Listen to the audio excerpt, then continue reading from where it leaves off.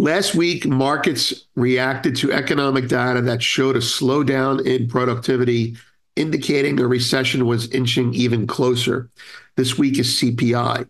The last few data releases had come in stronger than expected, indicating the deflationary impulse that started when Powell began raising rates was dead and gone.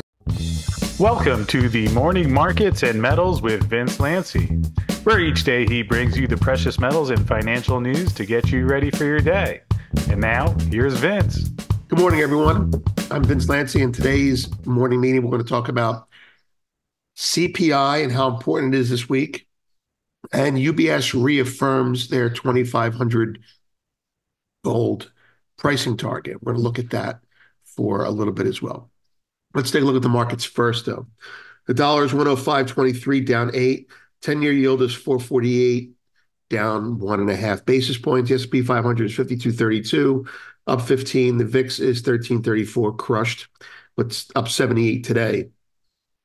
Gold is 23.40, down 19 and change, almost $20 on its lows of the evening. Silver is 28.12, hardly unchanged, basically unchanged, down a penny. Copper is up almost 5 cents at 4.66, 1%.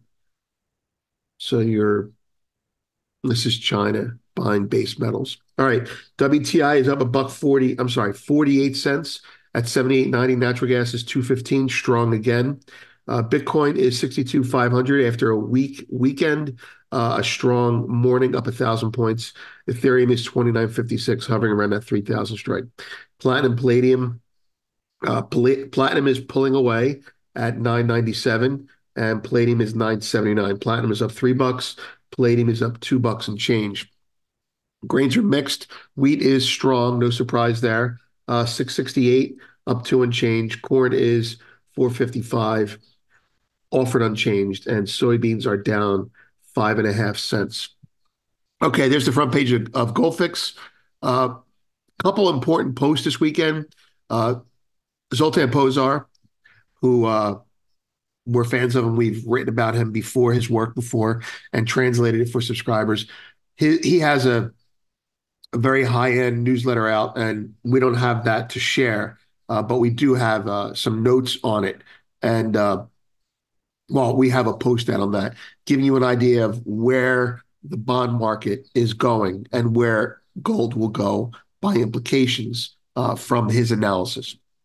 We also have Michael Hartnett's work, which is, let's say he thinks the Fed's going to ease. We'll start with that. Moving on to the topics that we're here for. CPI has been surprisingly strong the last 4 months. I'll just read some of this to you. I wrote this today. So last week, markets reacted to economic data that showed a slowdown in productivity, indicating a recession was inching even closer. This week is CPI. The last few data releases had come in stronger than expected, indicating the deflationary impulse that started when Powell began raising rates was dead and gone. If you look at that chart there, if you're trying to figure out what you're looking at, the red line is what happened, and the bluish green line is what they expected to happen. So for this whole square, it's a zero hedge chart. This whole square here, they expected that, they got that. They expected that, they got that. So every month it's been higher than expected. So people are going to be talking about it in that framework of expectations of another higher surprise. If CPI should surprise by coming in softer this time, there could be a very real fireworks display. Meaning, based on the momentum of economic data like productivity, unemployment, the economy is now rolling over again. All the stuff we sold last week says all that good stuff we were seeing about the economy rolling over, we're talking about higher, has peaked and is already turning down. Now, also 2 weeks ago, Powell admitted that he expects to lower rates at least once this year. And with the soft data last week, if he gets his soft CPI data this week, if he gets that, then the market's going to explode. So I'll read a little bit more what I wrote here. By his own admission, Powell and company expect to ease this year at least one time. The market expects this to happen in July now. Now, why would CPI come in soft after all that, those 5 months in a row overperforming? Well, there's something called OER, owner's equivalent rent. That doesn't show up that big. I'll put it back. And owner's equivalent rent is what people think they can get for their real estate if they wanted to rent it. And it's really not a very accurate data piece individually, but month to month, it shows trend very nicely. And it kind of lags. So I'll show you what I'm talking about. The thin, dark blue line, that's the real data. And the light, wider line, that's the real-time anticipatory data. So the OER itself, the thin line, lags behind the data. So certain banks, Zero Hedge and ourselves included, believe that the OER will come in very weak this month as it catches up to that blue line there, the light blue line. And you could very well have a surprise lower in CPI. So Powell was, back to the script here, Powell was uncharacteristically optimistic at the FOMC press conference, saying inflation will get to 2%. We and others like Standard Charter think the data supports his optimism. If CPI were to come in soft, and it could, given certain data points, which I just described, then you'd likely see a risk-on type of move where stocks, gold, and this time, even bonds rally. So everyone on the street that writes about this stuff is saying CPI has been hot every month for the last 5 months. If it's hot again, it's going to be a disaster. And that's true, but they're only writing about the past. They're not looking forward or looking at the data for the future. Admittedly, it could come in hot, sure. But to just blindly say that, because that's what the mainstream media does. All right, moving. Anyway, if CPI comes in soft this week, gold should explode. Silver should really explode because it's an industrial metal, because it'll move more like stocks. And China is already issuing more debt to get their economy going. It could be a big week. Incidentally, PPI is on Monday. I'm sorry, Tuesday. That doesn't have anything to do with CPI this week. Moving on to UBS. UBS has a daily or a weekly report out, and they talk about what's most important to them. And the second most important thing that caught their eye was gold. And they have 2 or 3 paragraphs on it. I'm going to read you one of the paragraphs and give you a little comment on that.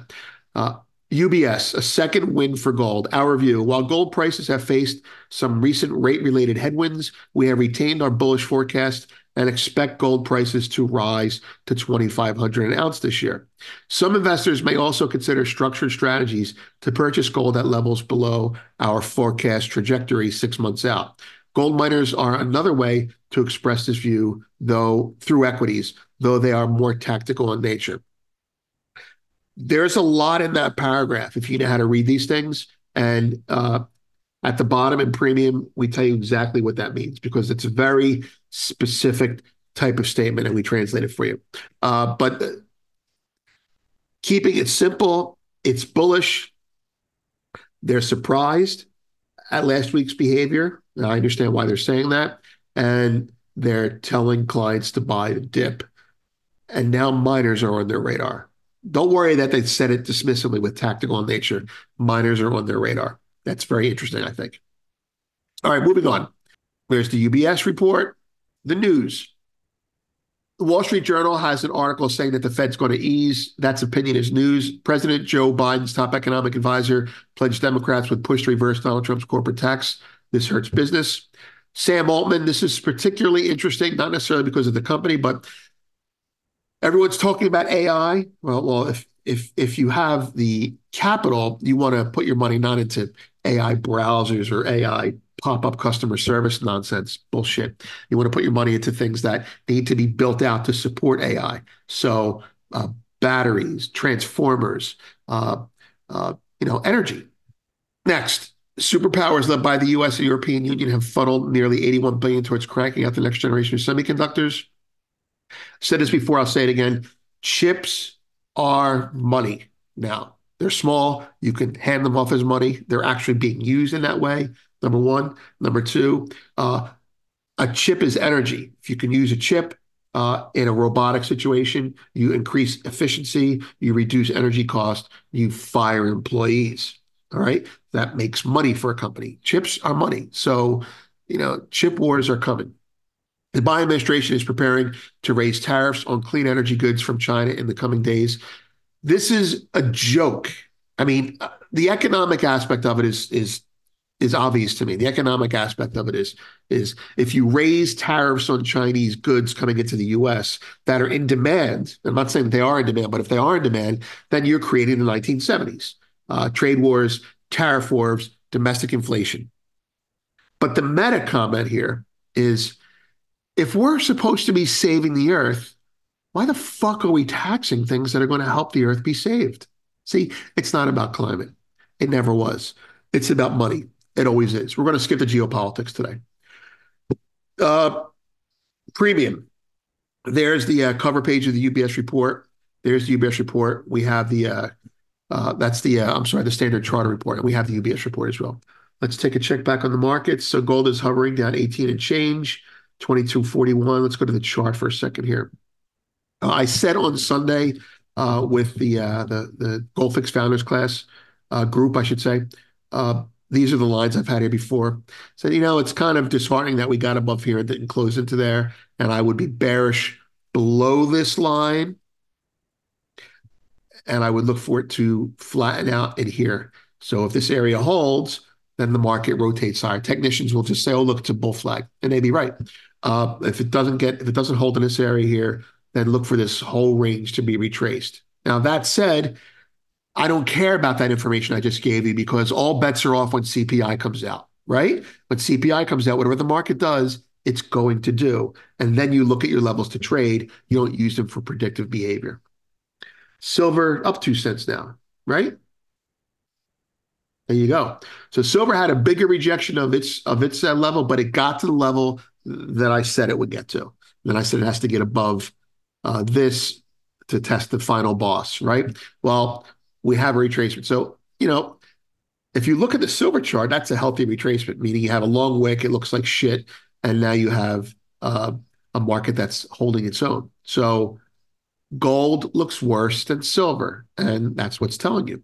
But I would say, if you're looking at this pre-CPI, whatever's happening between now and Wednesday doesn't mean anything unless you're trying to put a position on.